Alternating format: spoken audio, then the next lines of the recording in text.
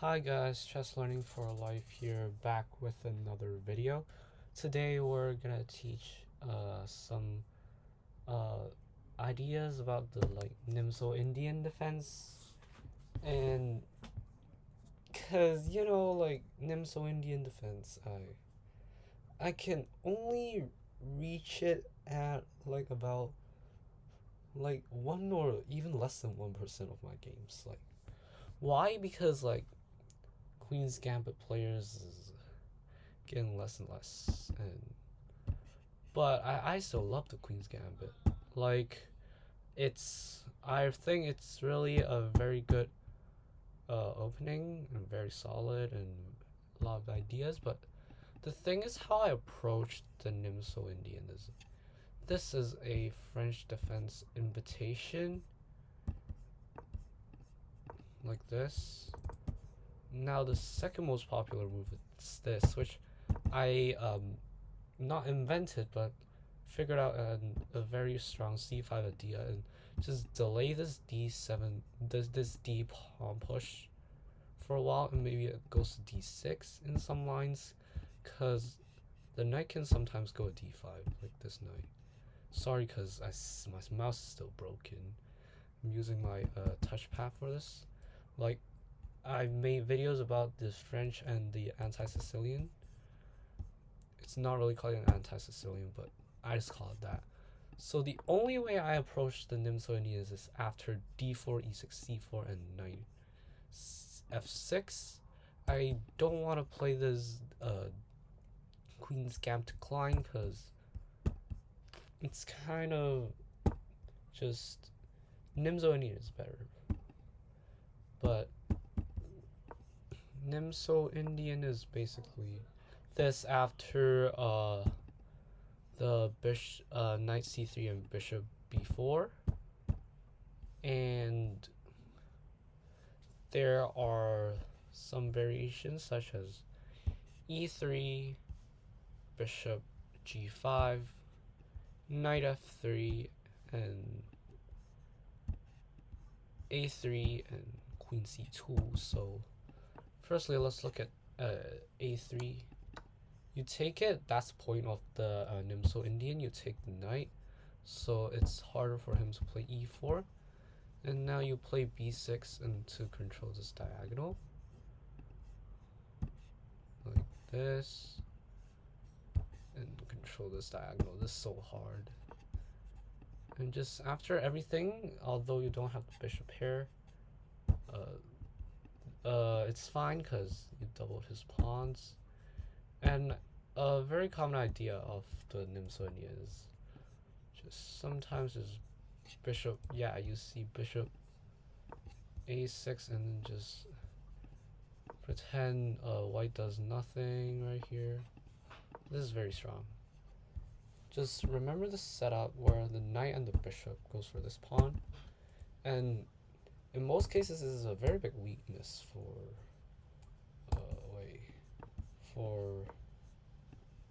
white, and sometimes you just have to give it up. But yeah, this is very strong.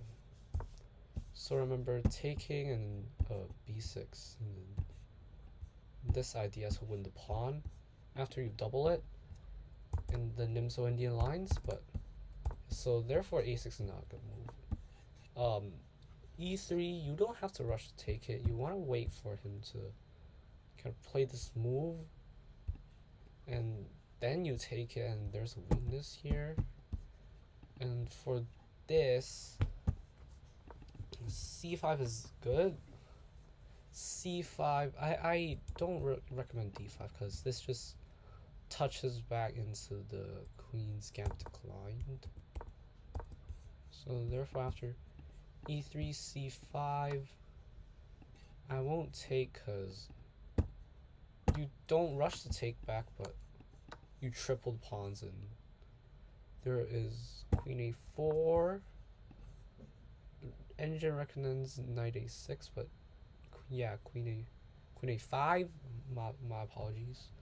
Queen a5 or just knight a6. So therefore white won't really take it. Go knight c3. and just b6, very uncommon idea, just e6. Wait, oh my days. My apologies, but let's just set it up back real quick. So, yeah, right here. Very common idea, e6 and b6. I hate using a touchpad, bro.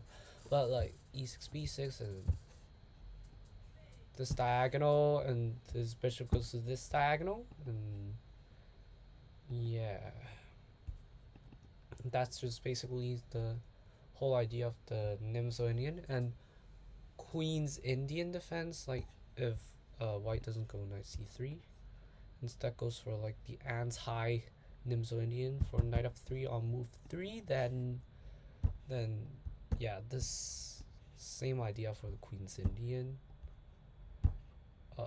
Maybe I'll put another video on the Queen's Indian, but it's just the same idea. Very ideologic play, and you don't really have to memorize things, but right,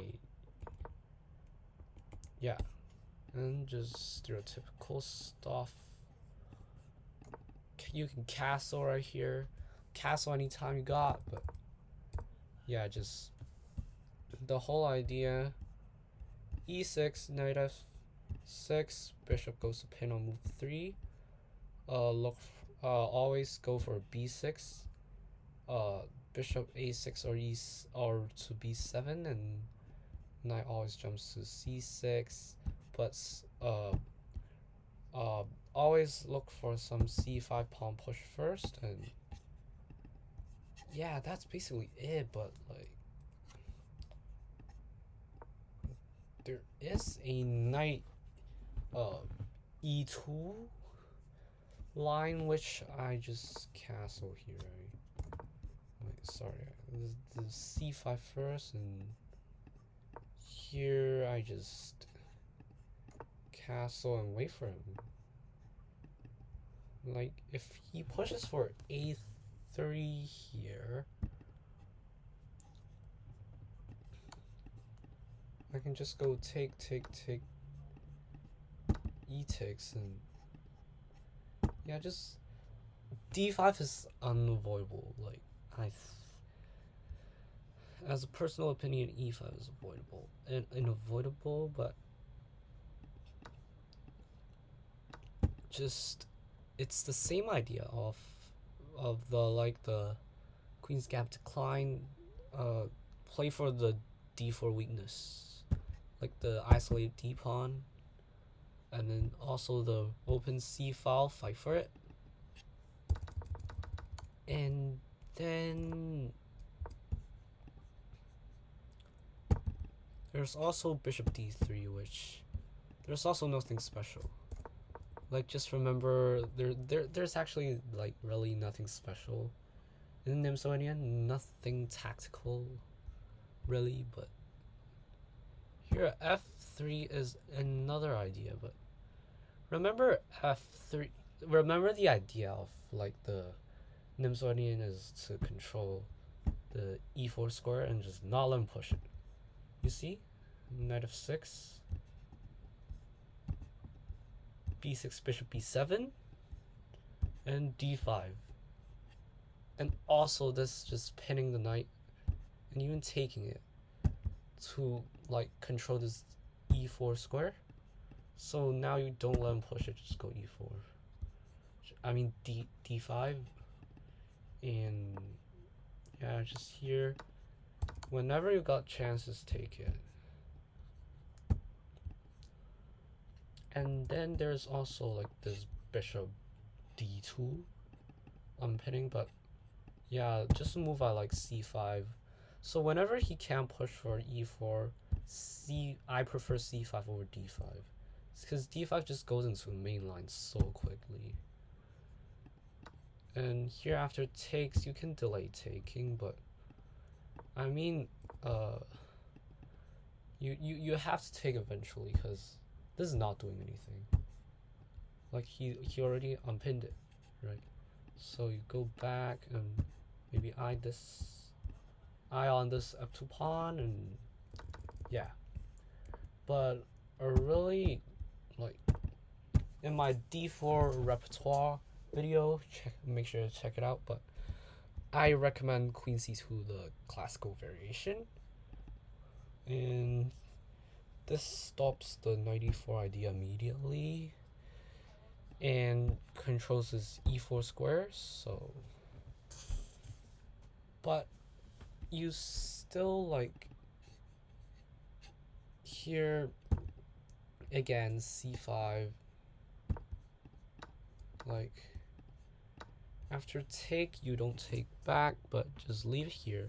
It's basically like queen's gambit with white, just gambit the c pawn for some advantage, and don't take it immediately, but you could go castle, and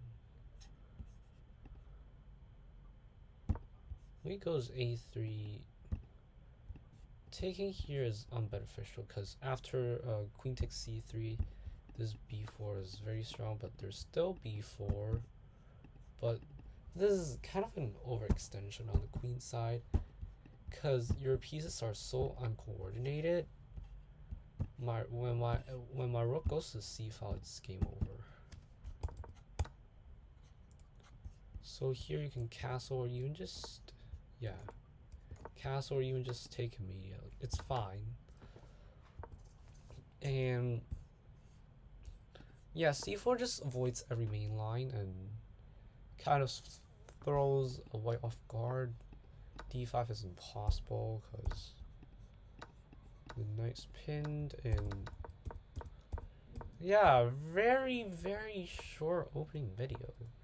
Maybe because I don't really understand it, but it's just the same ideas over and over again. Like, maybe there wouldn't even be a video about Queen's Indian because the ideas are just so repetitive. Like, I've been searching videos of the Nimzo-Indian, Queen's Indian online.